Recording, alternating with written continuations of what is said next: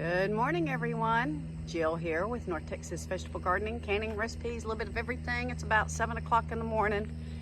Still a little cool, thank goodness. We're gonna heat up to over 100 degrees today with a heat index of around 108 to 110.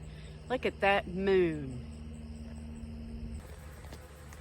So we're getting back in business in this first high tunnel, guys. My hubs came in here, Greg did, and cleaned out our seed starting table because we'll be putting that to use.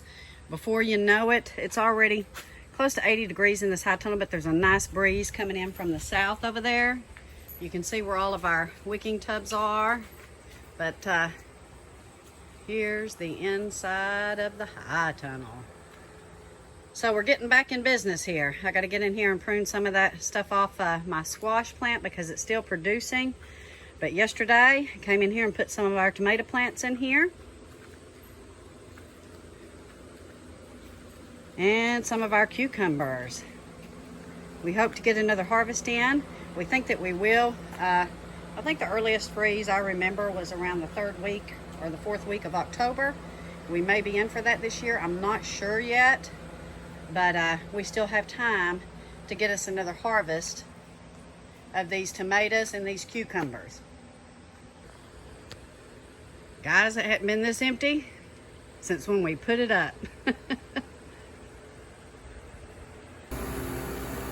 We are about 10 hours into the drying process, so it looks like this whole process is going to be about a 34 to 36 hour process. See if you can see inside here. So there's my potato salad, there's my mashed potatoes, and there are my scallop potatoes. Now I noticed something yesterday that my scallop potatoes really puffed up, and I'm thinking it was because of the freeze part of this operation. And I'm thinking now that during the drying process that they're going to reduce down, and I think I'm already seeing that. So the sun's coming up and it's already getting quite hot out here. So what am I planting today? So I planted 48 of the Waltham broccoli and I planted 24 of the Calabrese broccoli. Next, shallots and the Texas early grano onions. Now these I'm going to surface sow into one single tray, and then I'll separate them when they're time to plant. I'm not going to put them in the compartmental tray. So here's my tray for my onions. I'm going to do the very same thing with my shallots, and I'm going to surface sow and then sprinkle just a little bit of soil on top of it, water them down, and put them in a place where they'll get morning sun and afternoon shade. Ooh-wee, look how big these Texas early grano onions are. Man, those are some big seeds. Okay, so then I added a little bit of seed on top of them and I'm patting them down. I think I'm going to grow 2 trays of these guys. And then when they start to sprout, I'll keep them going until I'm able to put them in the ground out there in that high tunnel. So I changed my mind on the shallots. I am going to plant those in the compartmental seed starting trays. I'm using the Johnny seeds. It is the hybrid shallot Conservor F1. There's about 250 seeds in here. This compartment has 72 compartments. So I want to keep an eye and see how these germinate and what kind of germination I get out of them. So I'm going to go ahead and use compartmental trays. I'm going to go ahead and I'm just going to poke a little hole in my little compartments. Place to put my seeds.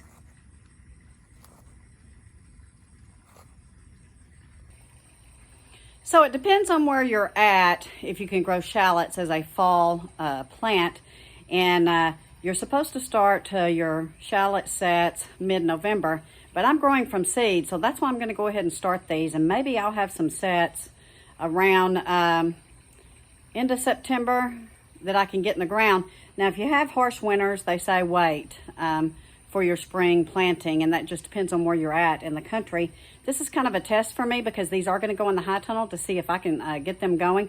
I did save some seeds just in case it looks like these aren't going to fly. I can go ahead and start some more seeds probably around the 1st of September to put in the ground in mid-November to see how we do.